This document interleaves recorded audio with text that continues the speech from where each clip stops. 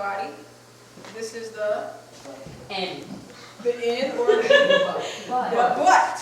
Really? Yeah, butt. That was a guess. You know that song, Doing the Butt? No? No. Oh, man. It's a go-go tune. You guys familiar with go-go? Yes. All right, you gotta know that song, Doing the Butt, Doing the Butt. No? I hear Jude laughing. I want to learn the butt.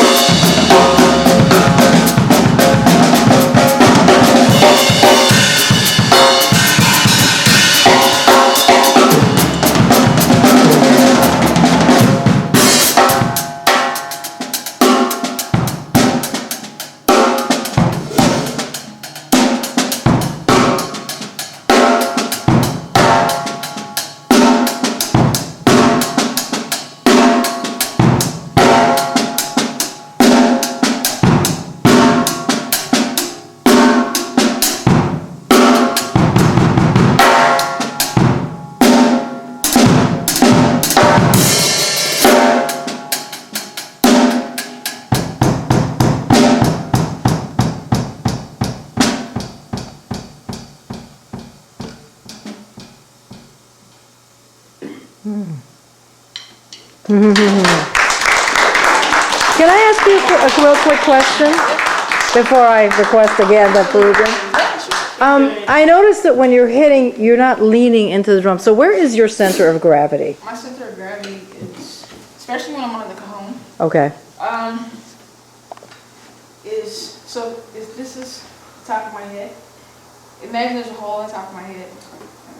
My core is surrounded not only in the front part of my abdominals, but my core goes all the way around my back. And then there's internal muscles that are also connected to my core. So I make the center of my gravity, the center portion of my core that you can't see unless you pretty much cut me in half from here, and then you would see the center of my muscles. So when I'm playing, I try not to lean forward because it stops my momentum. And I try not to lean back because it also stops my momentum. So I try to stay as centered and as straight up as possible. Only time I lean is when I lean from my hip joint. And I do that intentionally because I injured myself. When I first started playing cajon, I'll come out there. When I first started playing cajon and drum set together, I pinched a nerve in my lower back. And the reason why that happens is because instead of bending from my hip joint, I was bending like this. So my back was like this when I played. And the reason why that was happening is because my body makeup is different from most Peruvians. Most Peruvians are very small people. Even taller Peruvians, they're very long and thin. I'm a thicker person. I'm more muscular. I'm a little bit wider. So when I was playing cajon, the cajon was not made for me. And I was trying to compensate by making my body, conform. But what I should have done was just elongated myself and bent this direction. But instead I was playing like this. And what happened is the lower disc in my lower back started compressing. And as they compressed, it compressed on my spine, which is not the only thing that did it. It was just a lot of repetition, wear and tear, playing sports, marching band, putting harnesses on my shoulders. But playing the cajon really made the impact happen quicker, and the pinched nerve was on my right side and it ran down into my right leg. And I couldn't walk properly. It hurt to sit. It hurt to walk. I couldn't jump.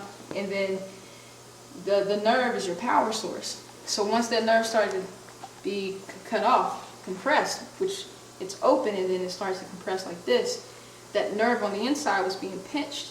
And the more it got cut off, it was like turning a light. You know how a light switch gets dim? So the power that my right leg used to have, it didn't have any longer. And it was taking more ability for me to do simple things with the bass drum like I used to. So basically my reflex on my right side of my leg was slower than my left leg. And I was having to overcompensate. But then I learned a lot about muscles, and that's one of the reasons why I started training as a personal trainer, because I wanted to learn about the muscles so I could teach other musicians how to take care of your bodies and what you should and should not do. So there's main points, and one of those main points is your hip and pelvic joint. It's a joint, so you should bend from the joint, right? You shouldn't do this, you shouldn't do that. So even if you feel great right now, if you have bad habits, those bad habits can come back to haunt you 10 years from now. Listen to her. Listen to her. Your late 20s, and you start to feel numbness somewhere, even in your fingers. You could wake up one day and your hand is numb. You're like, what is going on? It could be from overlifting. It could be from not training your muscles properly, or not even working out, so your muscles are becoming weak. And what happens is all that stress can build up. There's this bass player I met in Italy who was playing for Ahmad Jamal. He's a really well-known jazz piano player. And he was in the weight room every day. And he lifted way too heavy every day. And one day he woke up and he was trying to play his bass, and his left hand went completely numb. He couldn't feel it. And it wouldn't move up and down the bass any longer. And when he went to the doctor, he found out that he had this huge knot of knotted muscles in his back that had compressed and closed off his nerve endings that were running down into his hand. So he didn't have a power source any longer, and his nerves had completely shut down.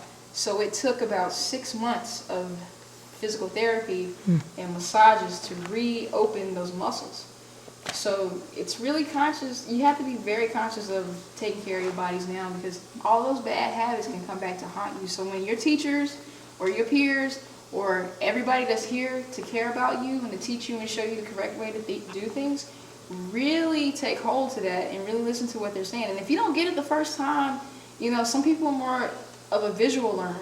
I know for me, I like to see it, you know, especially with drums. You can't hear everything, you can't see everything that's being played or hear it. So it's best to go to live shows or to ask questions, because there's a lot of tricky, quick stuff that's happening that the eye can't catch. So record it, videotape it, get as many methods of ways of learning techniques so that you have a lot of different gears and ways to use things in your bag, you know, of tricks, if you want to call it that. It's just really a good technique. You know, not every technique is going to work for you, but keep playing around with it until you find a thing that works with your muscles and with your body, because everybody's muscles are different. You know, if Becca was to go to a drum set, she'll probably have to adjust it because she doesn't have the same length in her legs as me. You know, I'm very long. My wingspan is very wide. So I like for my cymbals to be far away. You can have somebody who's the same height as me but have a shorter wingspan, and they'll have to adjust the drums to fit according to them. You know, so all those little key components are very important in your development of your instrument, you know. And just be open to learn, listen as much as possible. Cool? All right. Oh. Here comes a place where I beg. Yes. That first thing you did for me with the lips and tapping, where you were just showing me a little bit of Peruvian, completely. I need a 3 against 4, 12/8, 6/8, a lot of that stuff involved. Just like in the Afro-Cuban, but in Peru they feel the triplet in a different place. Well, not the triplet itself, but the accent. So repeat after me. Do-do-le. Do-do-le. Exactly the way I say it. Do-do-le. Do-do-le. Do-do-le. Do-do-le. Do-do-le. Do-do-le. Do-do-le. Do-do-le. All right. Now that's the traditional African jazz way it's done over here. Now in Peru it's do-le-do. Do-le-do. Do-le-do. Do-le-do. Do-le-do. Do-le-do. Do-le-do. Do-le-do. All right, so that transfers to here. But while that's happening, everybody keep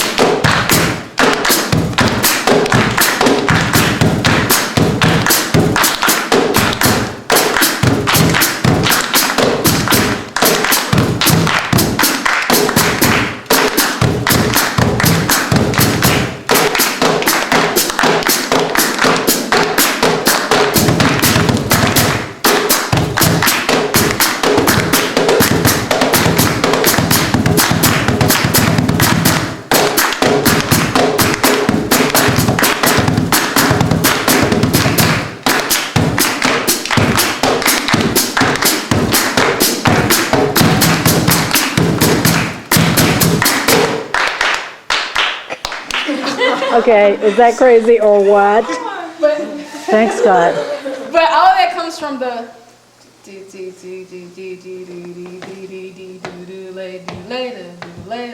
later, 1, 2, 3, 4, 5, 6, 7, 8, 9, 10, 11, 12.